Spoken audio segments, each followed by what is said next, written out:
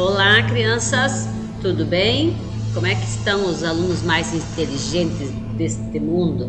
Porque os alunos mais inteligentes desse mundo são os meus alunos, do quinto ano A e B. Nossa, tô adorando quem está fazendo as atividades, está me enviando, ó, tô bem contente. E quem não fez ainda, precisa fazer, tá, criança? Antes de nós voltarmos pro presencial, né, que vai ser dia 8 de março, as atividades são de forma remota, então, tá, tem que fazer, todinhas. E a aula de história desta semana, lá no livro Liga Mundo, página 28 a 30. Eu já abri, né? Você comenta, abra o livro, você já ia acompanhando. Olha ali, prepare-se, né? Como hoje aí está preparado, se precisar óculos, coloca óculos, se não, né? Concentre-se para nós estudarmos. E nós vamos fazer lá na página 28, nós vamos começar a falar sobre a exploração do pau-brasil. E a prof vai lendo e vai explicando para vocês. O pau-brasil era a principal riqueza extraída da colônia nos primeiros 30 anos da ocupação portuguesa. A árvore, também conhecida como pau de tinta ou ibirapitanga, como denominavam os indígenas que habitavam o território, era muito valorizada na Europa. O pau-brasil era uma árvore nativa da Mata Atlântica e crescia no litoral sul-americano, tá? No litoral da América do Sul. Então, o litoral é que faz divisa com o mar, porque é a Mata Atlântica. Desde a região do atual Rio Grande do Norte até o estado do Rio de Janeiro. Sua exploração era feita pelos indígenas, que faziam a parte mais pesada do trabalho, como cortar, empilhar e transportar as toras para os navios em troca de objetos como facas, machados e anzóis. Esse tipo de troca era conhecido como escambo. A madeira era armazenada nas feitorias portuguesas de onde era embarcada para a Europa. Veja, na aula passada nós vimos a ocupação portuguesa do nosso território, né? Que o Império Marítimo de Portugal, né? Portugal saiu conquistas de outras terras, né? E eles chegaram aqui no Brasil em 1500, exatamente no dia 22 de abril de 1500. E nos primeiros 30 anos, né, de ocupação no nosso território, os portugueses começaram a tirar a madeira chamada pau-brasil.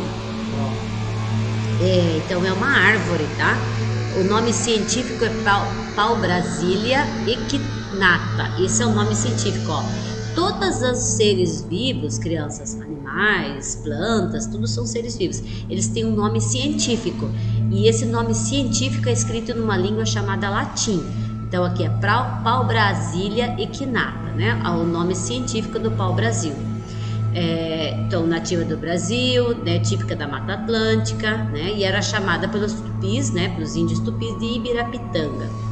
Essa árvore ela pode alcançar 15 metros de altura, né, e ela tem galhos com espinhos.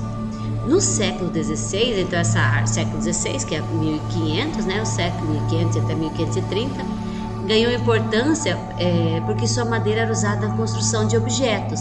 Mas, gente, a principal importância, a real importância do pau-brasil é que ela tem uma resina vermelha encontrada na madeira, e essa resina ela é utilizada como corante para tingir tecidos, é um vermelho muito intenso.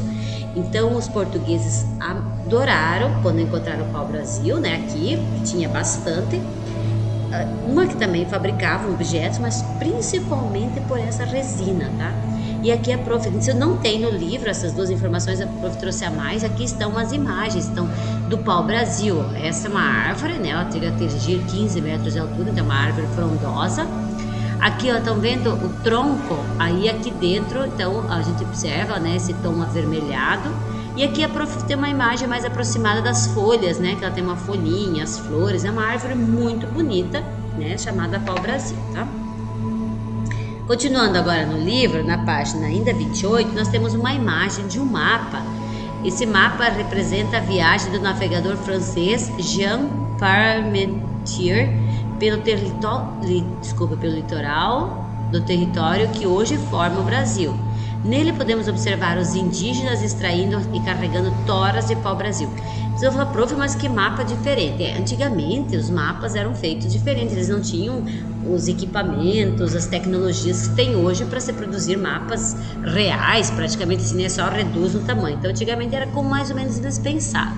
Mas o que é para se observar nesse mapa? Olha aqui, o trabalho dos indígenas aqui, ó, cortando o pau-brasil, empilhando e trazendo para os portugueses levarem, né? Olha, o trabalho então era feito todo pelos indígenas.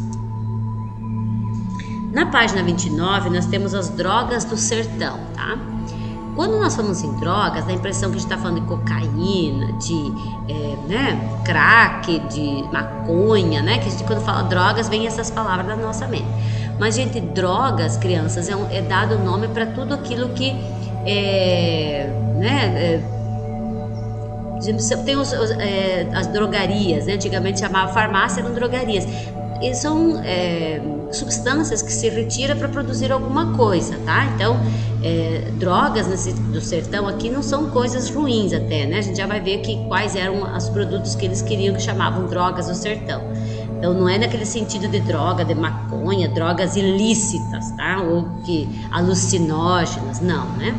Então, outra riqueza também explorada pelos portugueses no período da colonização foram as drogas do sertão, nome dado aos produtos que não existiam na Europa, entenderam? Então, porque os portugueses chamavam drogas do sertão, porque esses produtos, como o cacau, a canela, o cravo, a baunilha e o guaraná, não existia na Europa.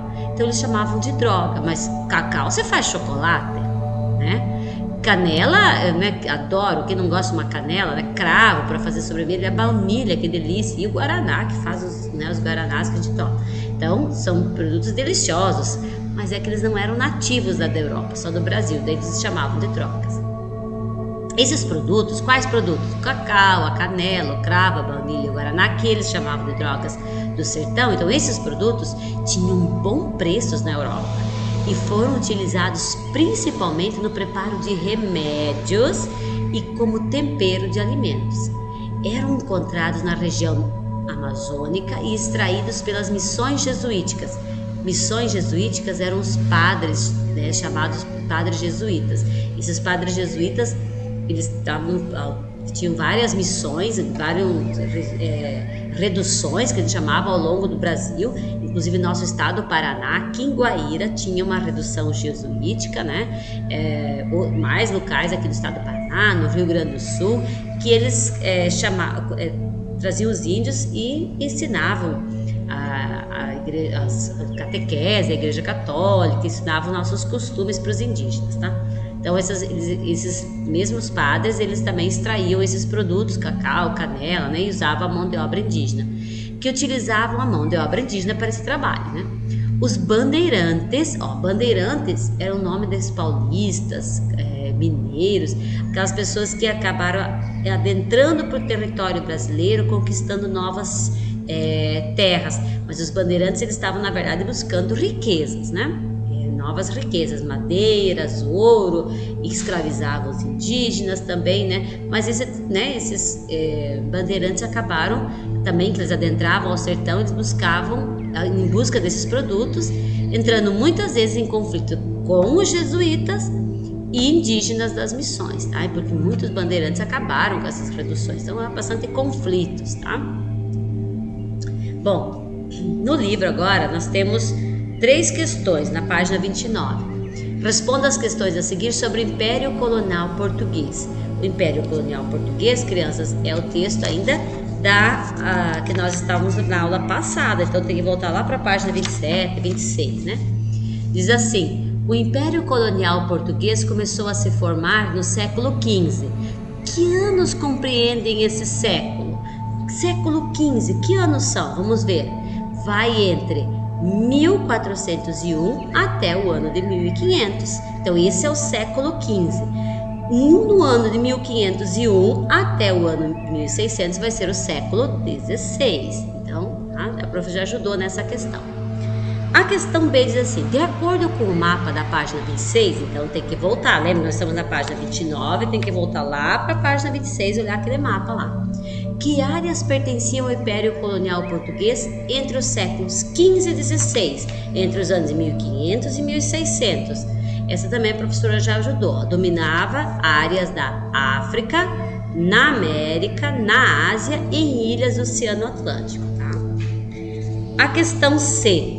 O que o domínio português favoreceu? O que ele favoreceu? Favoreceu alguma coisa?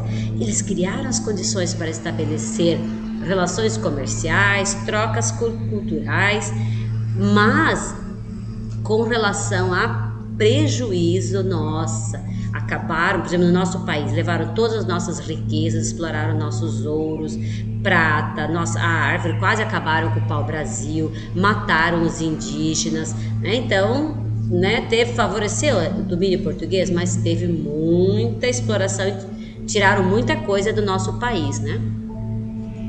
Aqui, ó, a prof até fez uma pergunta, mas e o que prejudicou esses locais, tá? Então, nós já conversamos. A questão 2, ainda na página 29. Que riqueza os portugueses esperavam encontrar inicialmente no território americano?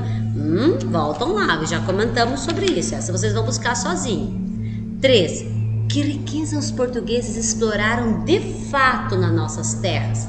Também nós já conversamos, essa eu vou deixar para vocês responderem. Já acabou a aula de história? 3 questões a professora ajudou a fazer e deixei 2 então para vocês procurarem. Retomem o texto que vocês já vão encontrar as questões. Leiam novamente, crianças, tá? Porque é importante a leitura de vocês. Então, Bob Esponja está dizendo, né? Até mais, até a próxima aula. Beijo, cuidem-se, aguardo as atividades de vocês, tá bom? Tirem fotos e mandem para o WhatsApp para eu corrigir, tá bom?